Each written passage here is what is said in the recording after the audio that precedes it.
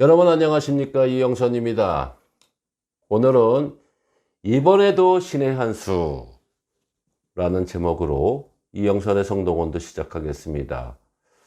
그 내용이 신의 한 수라고 하니까 요즘 우파에서 운영하는 내용의 유튜버라고 얘기할 수 있는 내용이라고 생각하시는 분들도 계시겠지만, 그 내용은 예전부터 제가 썼던 내용들인데, 어쨌든 간에 이건 정치적인 방송은 아니고요. 요즘 날씨가 춥습니다. 기온이 많이 떨어지는 내용도 있었지만, 요즘 각 대학 야구부에서 합격자 발표를 하고 있습니다. 물론 합격한 친구들한테는 축하 인사를 전하고 싶고요. 낙방한 학부모들이 많은데 그 학부모님들은 많은 노심초사를 하고 계시는 입장인 것 같아요. 그래서 제가 이영선의 성동원도에서 수년 동안 말씀드렸던 내용들이 있었죠. 우리 아이들이 한 900명 졸업하는데, 우리 대학, 18개 대학 특기자 전형으로 뽑는 아이들이 한 60명, 70명 정도가 된다. 3분의 2 정도는 다 낙방한다. 이런 내용들을 말씀했던 내용들이 있었어요. 그러나, 그걸 다 포기할 수 없었기 때문에, 그동안 제가 제도를 바꾸면서, 그 다음에 진행을 하면서 저 또한도 수많은 책들도 읽고 학문도 서적들도 봤었고, 그 다음에 데이터 분석을 했었고, 그 다음에 저희들만의 알고리즘을 만들게 돼서 여기까지 온 것 같습니다. 그래도 올해도 제가 올해는 이렇게 도와준 친구들은 별로 없었는데, 그래도 몇 명이 안 된 친구들이 1차적으로 딱딱 합격을 하고 있는 그 모습을 봤을 때, 저 또한도 뿌듯한 마음을 갖고 있습니다. 제가 이 일을 시작하게 했던 동기들은, 제가 왜 그렇다고 해서 쪽집게 과외 선수도 아니고요. 그 일을 했던 근거는 뭐가 있었냐면, 수년 전에 지금 퇴임한 교장 선생님을 알게 됐었는데, 그분 또한 평교사 시절에 쪽집게 선생님이셨다고 그러더라고요. 수많은 수시 전형에 2,850까지, 요즘은 3,000개, 4,000개가 된다 하지만, 그분은 쪽집게를 딱딱 찍어 주셨다고 그러더라고요. 그래서 그분은 또 야구부에 또 운영했던 또 교장 선생님이셨고요. 저 또한 개인적으로 친한 친분을 지내셨던 분이었는데, 그분한테 한 4, 5년 전에 그분한테 객관적으로 하나 여쭤봤어요. 이렇게 하면 어떻겠냐 했더니, 그분이 베이직을 가르쳐 준 거예요. 대표는 이런 방식이에요. 여기다 기본 틀에다가 자기만의 데이터를 접목을 하게 되면 이렇게 해서 합격률이 높아지네요 하면서 그런 말씀을 해요. 그래서 저는 야구부 쪽이었었으니 타율만 좋고 방어율만 좋고 이런 관계였지 않았었는데, 그거에 대한 대입에다가 기초적인 방식에다가 그 다음에 일반 체육 학원에 대한 또 후배들한테도 좀 물어보고 데이터를 한번 접목을 해봤습니다. 그래서 저만에 대한 알고리즘이 나오더라고요. 그래서 대부분 부모님들은 제도가 바뀌니 이런 여타의 종목에 대해서 말씀을 하겠지만, 제 방식은 어떤 방식이었냐면, 기본적으로 이렇게 하게 되면 대학 입시에 대한 요강에 대한 철저하게 분석을 하셔야 돼요. 토시 하나까지 분석을 하시고, 그 다음에 두 번째는 그때 교장 선생님 말씀하셨는데, 이 생활 기록부를 정확하게 분석을 해야 된다는 얘기예요. 그게 모든 과도 마찬가지겠지만, 입시는 생활 기록부를 토대로 해서 이루어진다고 그러더라고요. 그래서 제가 그 방식을 접목을 했습니다.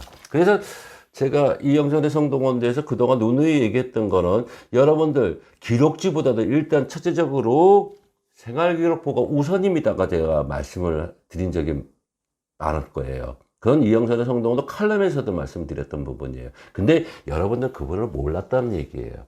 그래서 제가 간혹 가다가 3할 8푼 애들 이 왜 떨어지는지, 왜 2할 8푼 애들이 그 애를 제치고 당당하게 1차적으로 합격하는 이유를 제가 그때 말씀을 드렸던 내용들은 이런 점들이었었어요.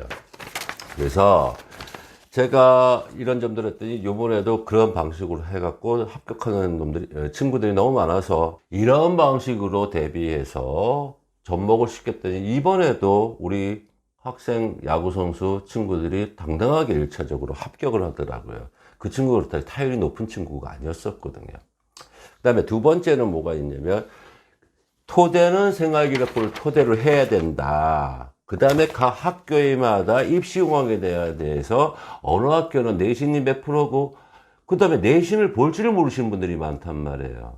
그 다음에 생활기록부를 볼 줄 모르고 성적표를 볼 줄 모르는 게 많았기 때문에 이거를 분석해서 이 점수에서 점수가 몇 점이 모자른다 이런 점까지 계산을 해야 되는데, 자, 예를 들어서 2할 8분짜리가 왜 3할 5푼을 제칠 수가 있었을까? 그러면 얘가 기본적으로 생활기록부가 너무 좋았고, 두 번째는 성적이 좋았어요. 그 다음에 그 친구는 제가 노은우에 1학년 때부터 이런 거 공부해라. 그 다음에 탐구 과목 외우는 과목 외우고, 그 다음에 수학 같은 경우는 어차피 네가 문과기 때문에 다른 여느 문과 애들하고 똑같은 방식으로 할 수가 있다. 점수가 나올 수 있다. 이런 점들을 제가 기본적으로 가르쳐 준 적이 있었어요. 근데 그런 방식을 다행히도 이 친구 녀석이 그걸 그동안 기억을 하고 공부했던 친구였어요. 그러니까 당당히 합격을 하더라고요. 제가 뭐 대학에 뭐 관계자들하고 아는 사이도 아니고, 그랬으면 제 아들 재수 안 했죠. 그렇죠? 두 번째, 면접을 하는 방법도 있는데, 면접에 대한 제가 만약 상담을 하는 친구들한테는 물어봐요. 일단 백지 하나 줍니다. 자기소개서 써보라고. 그러면 자기소개를 쓸 때 모르잖아요. 안 해봤으니까. 그래서 기승전결 하나씩 써줍니다. 네가 있는 대로 그대로 써라. 두 번째, 면접하는 방법도 어느 학교 같은 건 자기소개서가 쓰는 학교가 있고 자기소개서를 안 쓰는 학교가 있지만 자기소개를 써보라고 합니다. 왜? 면접할 때도 네가 이걸 대비해서 얘기해라. 그 다음에 면접할 때는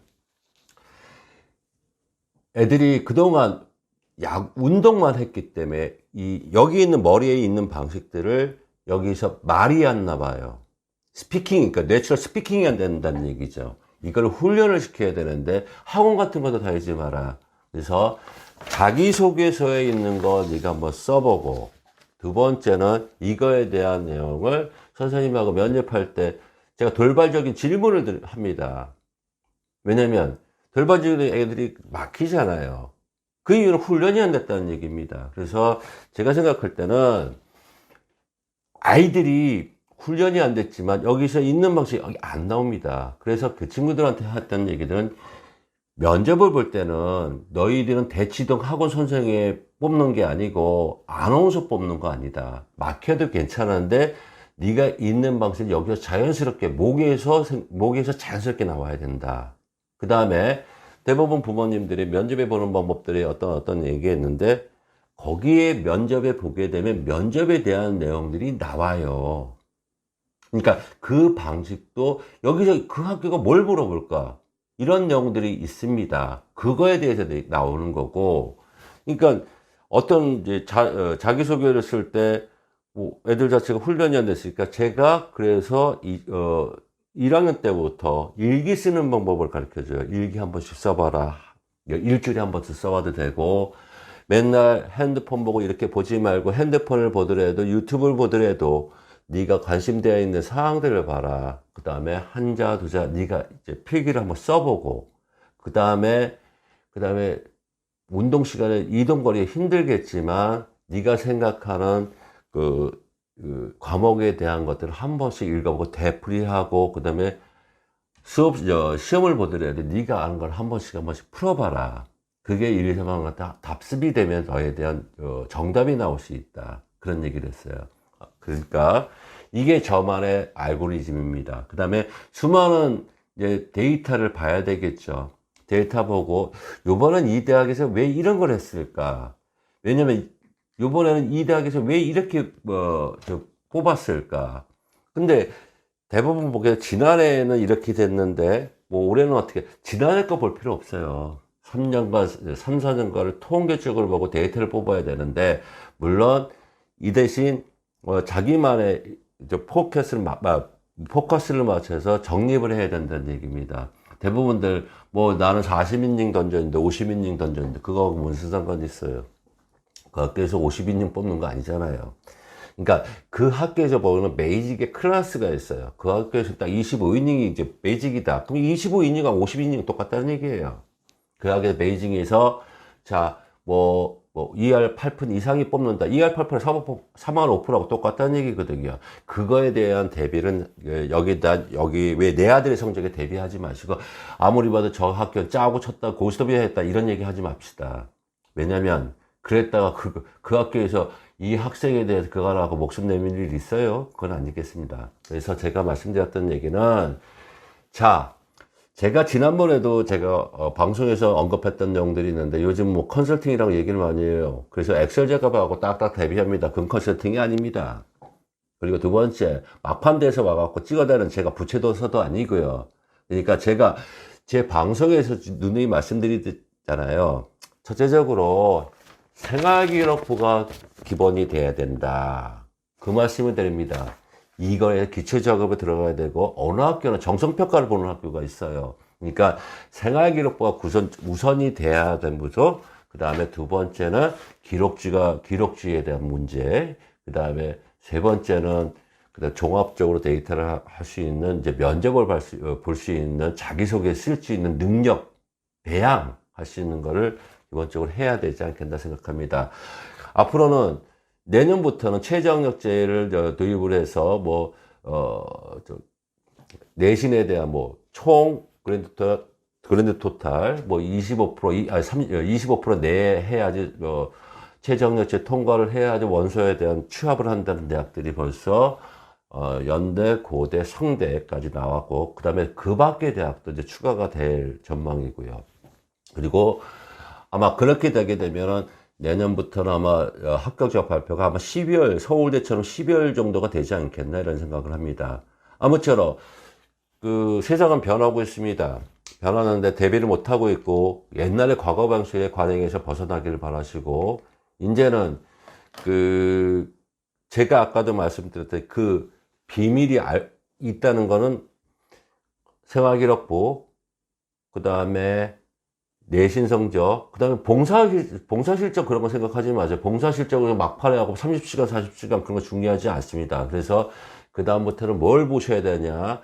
생활기록부 플러스 그 다음에 5월 달에 나오는 대학 입시 전형 요강, 그 다음에 내년부터는 최저학력제에 대비하는 내용들, 그 다음에 3, 4년간에 이제부터 합격했다는 선배들의 그 내용들을 분석을 해주시고, 그 다음에 나머지 부분은 이제 내년에는 그 수능까지 대비해야 될, 시간이 필요하다는 점들. 그러니까 내년에는 21학번 친구들은 많이 이제 혼란이 오겠죠. 그건 제가 이영선의 성동군대에서 누누이 말씀드렸던 부분입니다. 아무쪼록 이제는 이제 3월 위해서 이제 마지막 훈련을 하고 있는 친구들이 있는데 제가 이 시간에 마지막 당부하고 싶습니다. 내년부터는 제도 바뀝니다. 그렇다고 해서 훈련은 안 할 수 없고요. 그럼 기초적인 공부 같은 경우는 하고 계셔라는 내용을 말씀을 드리면서 이영선의 성동군도 마치도록 하겠습니다. 아무쪼록 앞으로 1차에 합격한 친구들도 있지만 대기표부터 순번으로 인해서 합격하는 친구들이 있기 때문에 12월 등록금 낼 때까지 추가 합격의 시간들이 있으니까 그때까지 절망하지 마시고 기회는 아직까지 남아있다는 생각을 하면서 꿋꿋하게 끝까지 한번 지켜보도록 하겠습니다. 그렇게 신념을 갖고 계시고요. 이영선의 성동원두였습니다. 시청해 주셔서 감사합니다.